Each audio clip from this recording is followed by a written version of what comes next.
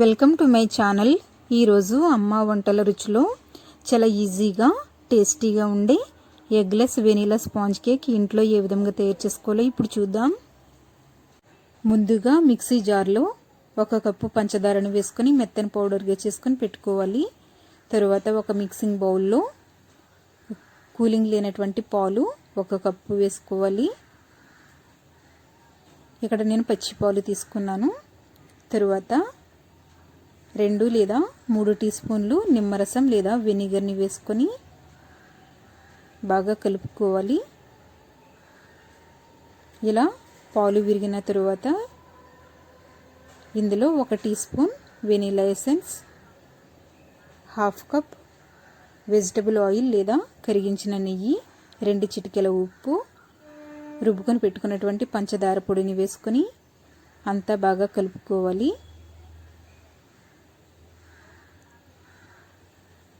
తరువాత 1.5 కప్పు మైదా లేదా గోధుమ పిండిని జల్లెడలో వేసుకొని 1 teaspoon baking powder, 1/2 teaspoon baking soda వేసుకొని బాగా జల్లించుకోవాలి.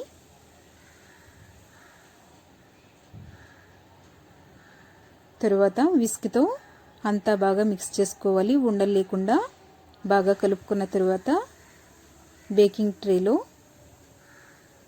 బటర్ పేపర్ని పెట్టుకొని కొద్దిగా నూనెతో గ్రీస్ చేసుకోవాలి. తరువాత కలిపి పెట్టుకున్నటువంటి బ్యాటర్ని ఇందులో వేసుకొని